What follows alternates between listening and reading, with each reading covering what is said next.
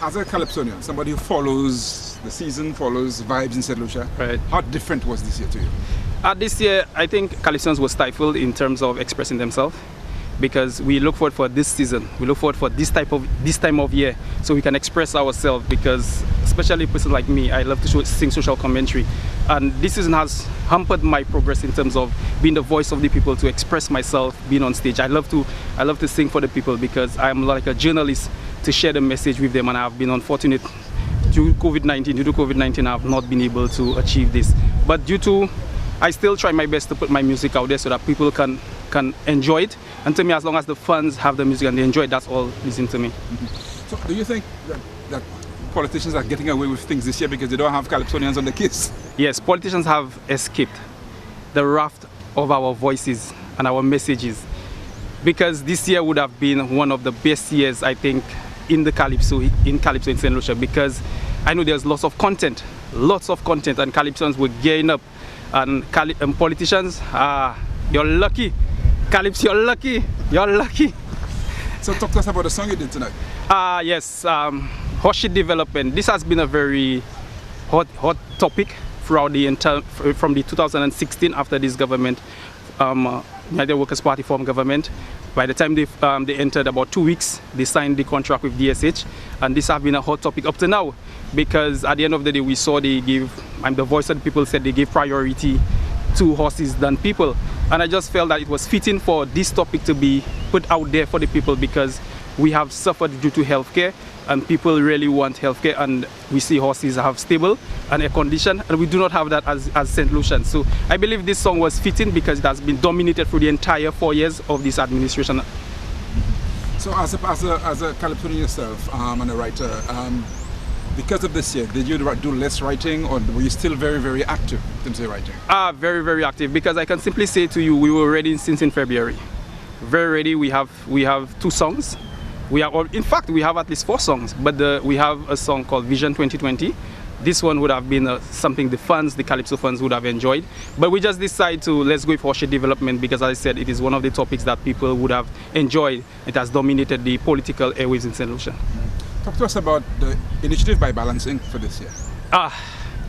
When I first heard of Balance Inc., I quickly jumped on board, because I felt it was a good initiative in terms to unify Calypsonians, because it has been throughout the years that Calypsonians have been taken for a ride. You know, people just feel that they can just call you and tell you, okay, you're worth this amount of money. But they don't understand what we as Calypsonians have to go through to get ourselves ready to come on stage and to entertain the fans. And there is no one should put a cost on our head, say, okay, you worth this, you worth this. And I believe when I heard of Balancing, I quickly jumped on board, and there was no thinking back, there was no second thought about it, that Balancing would have been one of the things that I think artists would have enjoyed being part of, because they look after the welfare of artists. And I think it has long overdue, but nothing don't happen before its time. And I believe due to COVID-19 that we see now the true meaning, and we see now the experience of Balancing coming on board to give artists like myself an opportunity to express themselves, because there's no tent. My name is Kishana Smith, also known as Baby K. I am the 2018 Junior Calypso Monarch. And who do you have standing next to you? I'm my music teacher, Mr. Leston Celestine. There you go, Leston Celestine, music teacher, Cassius Comprehensive. All right, cool. So how was the idea, first of all, thought of to be doing this tribute today? Who had it first? Is it you or her? Well, this was an initiative that TC Brown was organizing, and then they were like, okay, who do you have in mind to do this? And then, of course, we had the Calypso Monarch here, best performer. So for sure, she was the choice for it. And I'm sure you knew Ashanti. Yes, I do. What did you know about Ashanti before that? The way he moves on stage, I actually look at him a lot. He's some sort of inspiration to me. So I said, why not? I didn't hesitate to say yes and go ahead. And so you're familiar with the songs? Yes, I am. Okay. So whose decision was it on what songs would be? He has so many songs. On what songs would be chosen?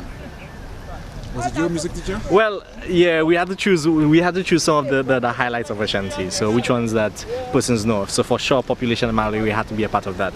The food choice was a little bit difficult because there's a lot more, and then there's the old Ashanti and the new Ashanti. So we had to decide which one would better suit the performance and with the mix, and as well suit for her to sing. And we wanted to also give a range of the styles of Ashanti, you know. So that was why we chose Dem Alcoholics as the first tune that we did. Yeah. And for you, what did it mean to be doing the music of an icon in St. Lucia? It meant a lot to me, and knowing that I was the one chosen to do so, I feel very proud of myself now, and yeah. Did the songs, you knew the songs before, obviously? Yes, I did. All right, which of the Ashanti songs happen to be one of your favorites and stuff? Population. I feel like every time my father plays this song, I'm going to sing it along in the vehicle. What about the song that appeals to you? Just knowing the lyrics and hearing what he's saying, the things that what he said about St. Lucia sexing, and like she doesn't care. So she's gonna get boom with 1,000 babies each year. So the message stayed with you? Yes. All right, now you're paying tribute to, like I said, an icon in St. Lucia. You were on stage doing it. How did it feel for you? I felt like I was a mini Ashanti there.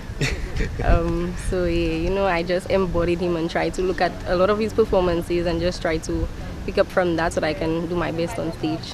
What do you think makes him such a great artist? His lyrics, the way he moves, the way he carries and portrays himself, and how he delivers the message. Now, you had to play the music, there was no band. There's no band. How much of a challenge was it just having a guitar? It was intense. It was intense. So my hands still hurt, but especially playing the acoustic guitar for that tune. However, I think it was like a nice kind of. It was a different kind of vibe because it was all acoustic, so it gave me a little bit more opportunity to play a little bit more, and as well it kind of put a little bit of pressure on the singer because the singer had to kind of perform regardless of how I played and so on. But it was okay, figuring out the chords, it was okay, and through that as well I got a chance to speak to like the writers of the tunes and just to find out information about it, find out the chords and so on. So it was a pretty cool opportunity. It's a very interesting year, so there was no Calypso period. That includes schools and everything else. How much did you miss Calypso? Oh, I missed it a lot. I really like to express myself, and I do so every year through Calypso, and I feel like this time, like COVID-19 just had everything, you know. So I used that time, that quarantine time, you know, to just build myself, you know, build my voice and everything, so that next year I'm gonna hit it with a bang. Excellent. So it's something you want to keep doing? Of course, yes. You're going for the crown? Yeah, we're going for the crown next year. So what's your focus? Are you also concentrating on writing, or are you also doing everything, composing? How involved are you? I haven't considered writing as yet, but I do love to sing Calypso, and it's something that I see myself doing in a couple of years' time. And I suppose you will endorse that? Yeah, for sure. And she's taking the crown. So for anybody who's thinking about it, she's going to be taking the crown. So if you're taking bets now, you can... Yeah, if we can bet on her from now, 2020. So if that's my prediction. So you can look back at this video and say, okay, she's going to take the crown.